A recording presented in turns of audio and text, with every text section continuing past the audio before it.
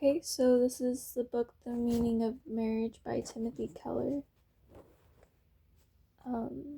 Just going to start reading on chapter 3, page 94, where it says the power of promising.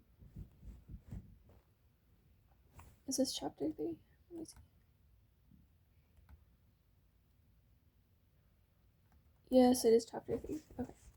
Divorce is an enormously difficult experience, even today, and that is why marriage vows can still fortify us.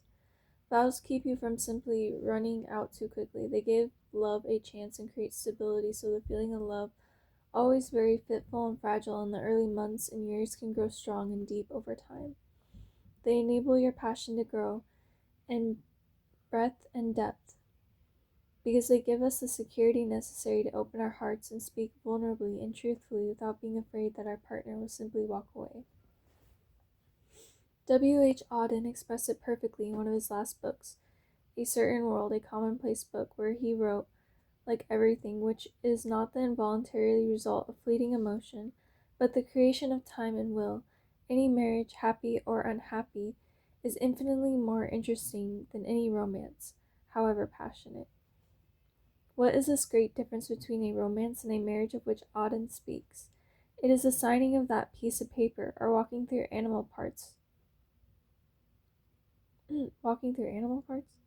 or stomping on the glass, or jumping the broomstick, or whatever way your culture provides to make a solemn public vow to which you are held accountable.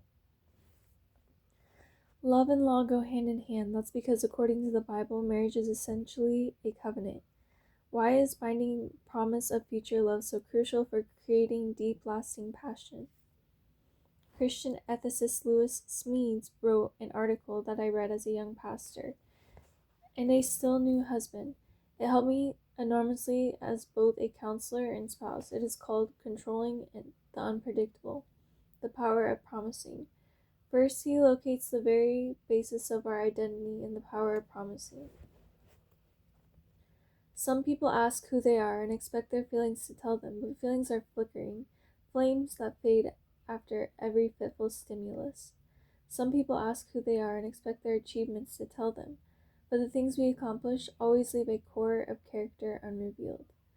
Some people ask who they are and expect visions of their ideal self to tell them, but our visions can only tell us what we want to be, not what we are.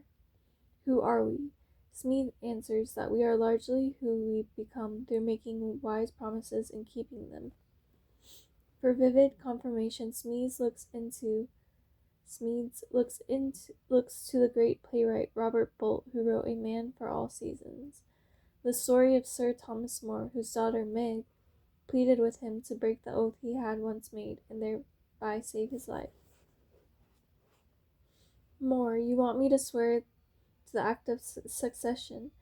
Margaret, God more regards the thoughts of heart than the words of mouth, or so you've always told me. More, yes. Margaret, then say the word of the oath, and in your heart think otherwise. More, what is an oath, then, but words we say to God? Margaret, that's very neat. More, do you mean it isn't true? Margaret, no, it is true.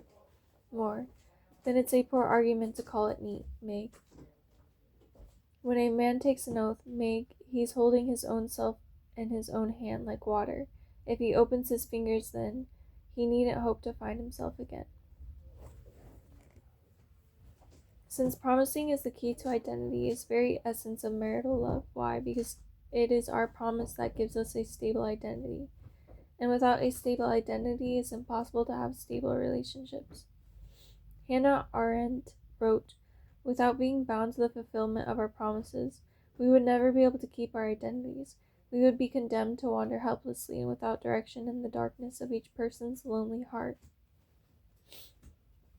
Caught in its contradictions and equivocalities, Smead uses himself as a case study.